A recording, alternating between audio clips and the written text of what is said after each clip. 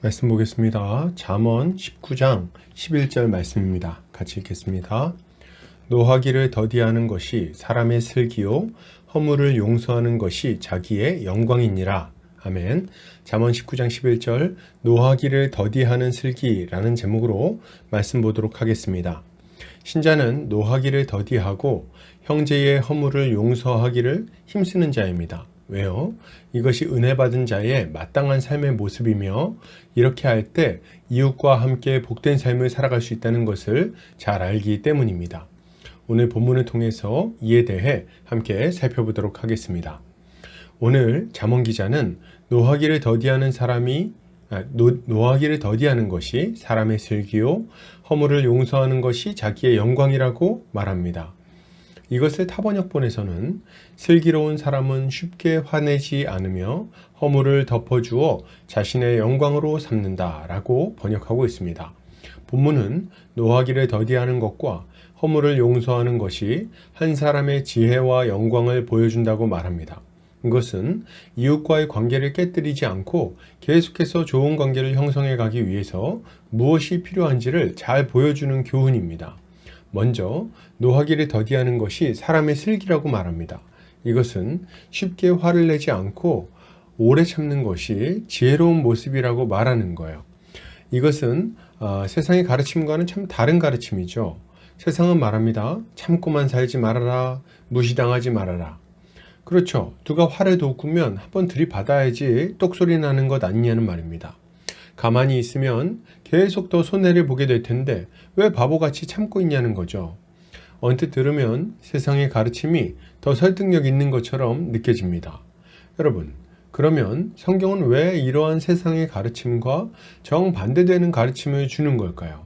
그 이유는 분명합니다. 이런 세상의 가르침이 잠깐 옳은 것처럼 느껴질 수 있지만 궁극적으로는 틀린 것이며 우리에게 참된 기쁨과 만족을 가져다 주지 못하고 도리어 고통을 가지고 오기 때문입니다. 만약 우리가 노하기를 속히 한다면 어떤 일이 벌어질까요? 사람들은 우리를 어렵게 생각할 것입니다. 쉽게 생각하고 무례하게 대하는 일이 좀 사라질지 몰라요. 그러나 이것은 꼭 좋은 일만은 아닙니다. 이렇게 화를 쉽게 내는 모습은 사람들과 친밀하고 화평한 관계를 만들어 가는데 어려움을 가져올 것이기 때문이에요. 그리고 불필요한 오해 때문에 그리고 작은 문제들 때문에 좋았던 관계를 무너뜨리게 됩니다. 조금만 문제가 있으면 화를 내는 사람과 가깝게 지내고 싶은 사람이 누가 있겠어요? 노하기를 속히 하는 사람마다 좋은 친구를 잃어버리고 외롭고 쓸쓸한 인생을 살게 될 것입니다. 그러나 노하기를 더디하면 어떻게 될까요? 노하기를 더디하는 사람은 잠시간 무시를 당할진 모르겠어요. 사람들은 그의 인내를 이용하려고 할지도 모르겠습니다. 그러나 그는 작은 문제로 친구를 잃어버리지는 않을 거예요. 성급하게 화를 내다가 실수를 하고 관계를 깨뜨리는 잘못을 범하지도 않을 것입니다. 도리어 신중하게 상황을 살피고 인내하며 대화로 문제를 풀어가려고 하기에 많은 문제를 지혜롭게 해결해 나갈 수 있겠죠. 그리고 이런 신중함이 그에 대한 신뢰로 쌓이게 될 것입니다. 그러니 노하기를 더디하는 것은 얼마나 지혜로운 모습입니까? 여기에 더해서 본문은 허물을 용서하는 것이 자기의 영광이라고 말합니다. 무슨 말입니까? 다른 사람의 잘못을 용서하는 것이 자신의 이름을 높이는 일이라는 말이죠. 이것은 선뜻 받아들이기 힘든 말입니다. 왜냐하면 세상에서 상대방을 용서하는 것은 바보 같은 모습처럼 여겨질 때가 많기 때문이에요. 사람들은 호의에 호의로 반응하기보다는 호의를 기회로 삼고 상대방을 이용하려고 할 때가 참 많습니다. 그래서 세상에서는 한 대를 맞으면 10대로 갚아주는 것이 지혜로운 것이며 무시당하지 않는 방법이라고 가르치는 거예요. 이런 세상의 가르침은 세상의 악의를 마주하고 세찬 풍파를 겪다 보면 참 설득력 있게 다가오는 것 같습니다. 그러나 이것은 틀린 가르침이에요. 왜요? 이것은 미움을 미움으로 갚는 것이며 악의 악으로 맞서는 일이기 때문입니다. 만약 우리가 이웃을 용서하지 않는다면 어떤 일이 벌어질까요? 이웃과의 관계를 유지해 나가기가 힘들 겁니다.